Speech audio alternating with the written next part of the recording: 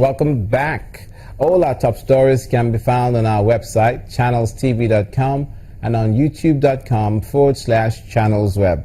Do visit m.channelstv.com to view us live on your mobile device. You can also download the Channels TV app for Android, iOS, and Windows phones from their respective stores.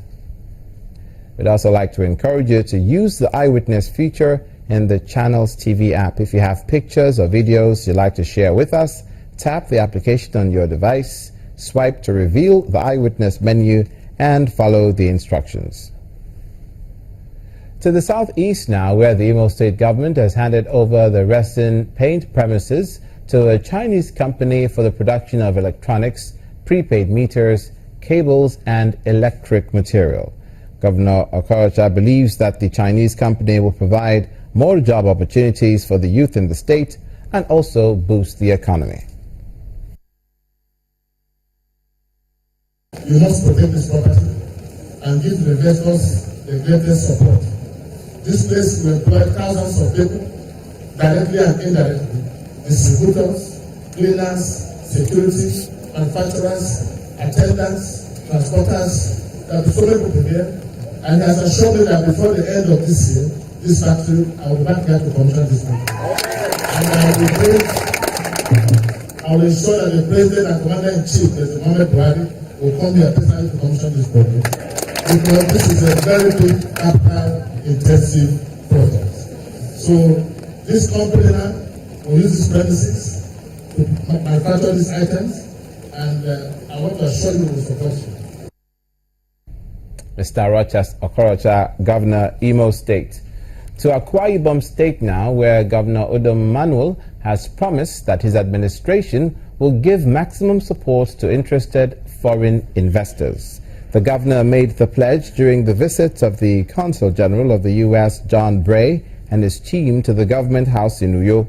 He pointed out that apart from the abundance of oil and gas reserves, the agriculture sector has enormous potential for profitable investment. The Consul General, John Bray, explained that his team's visit is to identify the investment opportunities with a view to consolidating on existing partnerships between both countries. He listed security, reliable infrastructure, transparency, and accountability in line with global economic practices as key to successful business. Now to crime, and the Edo State Police Command have lined up 75 suspects arrested for armed robbery, kidnapping, and even cult violence at the force headquarters in Benin City, the state capital. The Commissioner of Police, Chris Ezike, says it's to show transparency in the operations of the Nigeria Police Force. Meanwhile, the Assistant Inspector General of Police in charge of Zone 5, Musa Daura, has presented checks to families of slain police officers and some other officers injured in the line of duty at the zonal headquarters in Benin City. This parade of 75 suspects arrested by men of the Special Anti-Robbery Squad, SARS, from recent operations across the state takes place at the force headquarters of Edo Police Command in Benin City, the Edo State capital. Improved tactical operations have led to the capture of these suspected kidnappers, cultists, armed robbers, as well as the recovery of weapons and ammunition. An ultra-modern complex SARS office under construction is also testimony to the command's resolve to improved performance. Edo Police boss Chris Ezike insists that security is everyone's responsibility, adding that the display of criminals helps to inform the public. They also help to build credibility around law enforcement, because you will see the suspects, you will see the exhibits, you sometimes hear from the suspects and balance it with what the police has said. That is one. Two, it helps build a decent society. When parents see what has happened, it becomes an added responsibility to drum it to the ears and hearts and minds of their wards that there is a consequence for negative actions. The police also had a different kind of event at the Zone 5 Police Headquarters, also in Benin City.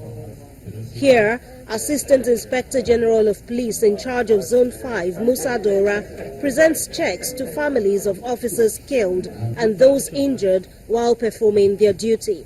The IGP and management team were so keen to ensure the money given to you, you will seriously utilize them accordingly. We don't want to hear any complaint from any corner that the money or the check given to you was not properly utilized. Once again, the Nigeria Police Force restates commitment not only to fighting crime in society, but also to ensure that officers are compensated for sacrifices made. Staying with security, but to the north-central part of the country, Governor Samuel Ortom has insisted that the proposed grazing reserve bill, pending before the National Assembly, will not solve the problem of mass killings of farmers in Benue State by armed herdsmen. The governor, during his visit to the internally displaced persons camp in local government area, vowed to resist any attempt that will further aid the killing of the people. These are displaced persons from Logo, Buruku and Taka local government areas. They fled their homes following clashes between farmers and herdsmen that claimed several lives and property. Governor Samuel Ortom visits the camp. He shares in their pain and brings some items that can bring temporary relief to them. A community leader from Buruku recounts the destruction and horror done by the herdsmen. These herdsmen are more bent on killing, destroying, and occupying. In fact, the occupation of Batia community is clearly their new age agenda, as they have clearly declared so. Farmlands, farm inputs, livestock, personal effects, crops and houses of the community are systematically being destroyed, in addition to massive killings by the herdsmen. Also, members of the community have been displaced in their own land. Governor Ortom vows to lend more support to the people. To appreciate the magnitude of the destruction done by herdsmen. This is unacceptable, and my government will not fold my hands and watch my people continue to live in pain. For us in Benue State, we have taken a position that the way forward and the lasting solution to this problem of herdsmen and farmers is ranching our cattle. After the meeting, the governor visits his ranch in Makudi. He suggests that such facilities be established instead of grazing reserves.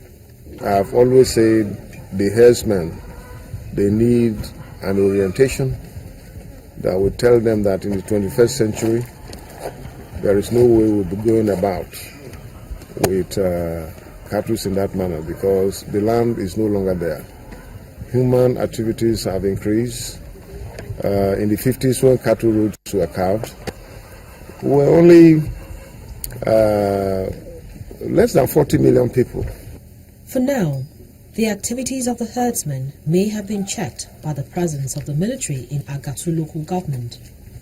Residents say areas like Logo, Buruku and Taka are still being attacked by the herdsmen. They also want these areas protected by the government. You're watching news across Nigeria. Coming up in the southeast, stay with us because you'll hear about how Igbo Day is promoted in Anambra State. Governor Willie Obiano talking about promoting the language and culture of the people.